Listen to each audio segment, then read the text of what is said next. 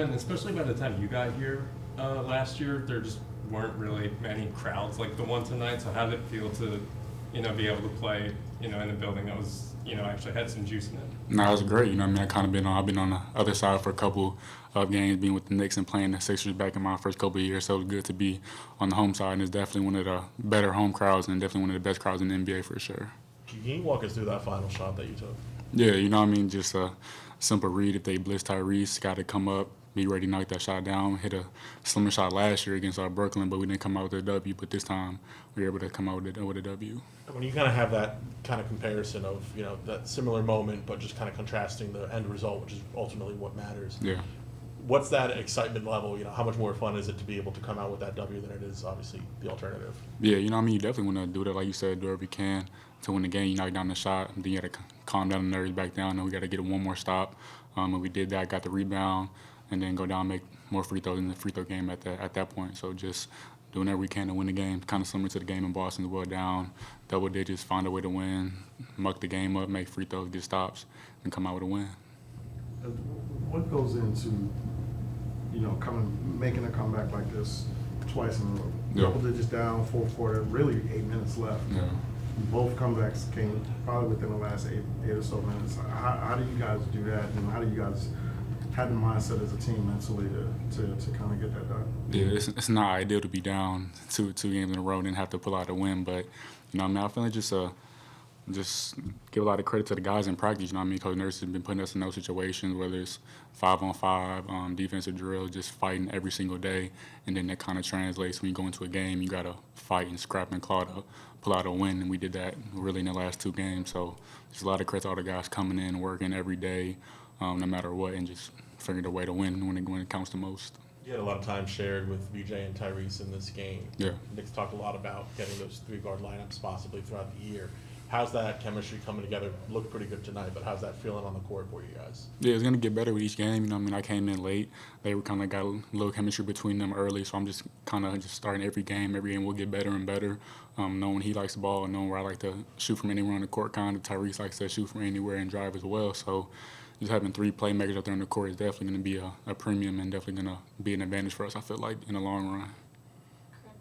In terms of Andre Drummond, like when he came into the game, it was Yeah. a game changer. Yeah. Just what he did, what he does in practice, that you guys can maybe rely on him. Nick said he could have gone to him sooner. Yeah. But just what his presence was tonight. Yeah, he changed the game. Him and Justin as well. Justin came in, made 3 big threes for us. Drum, he's a Hall of Fame rebounder. He's known for that. We can't even box him out in practice. So we know once he got in the game, he's going to be able to. They got to send 2 guys on the rebound. He made one out of 2 free throws. So I was talking about him with that tomorrow. But he's one of the guys that when he comes in the game, he's just a big body, big presence. He's just going to get rebounds and make it easy for us to get on transition. When you talk about VJ, Joel was praising him for his 8 assists tonight, and you're talking about what he has to do, anyone has to do when maybe the bucket's not going to the basket as much as he'd like.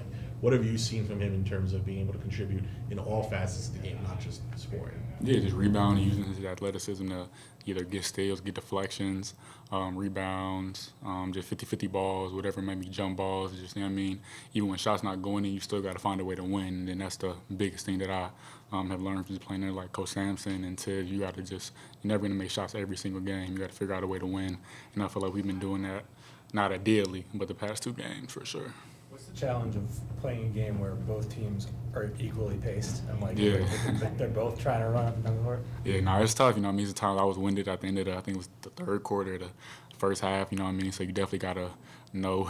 You got a lot of guys out there, so subbing guys in, try to put guys in action to get them tired as well. We don't want to be the only team out there huffing and puffing, but it's a fun game. We want to play like that. Nobody wants to play in the half court. So if the game's like that, I'll take all the games like that and be tired at the end of the day.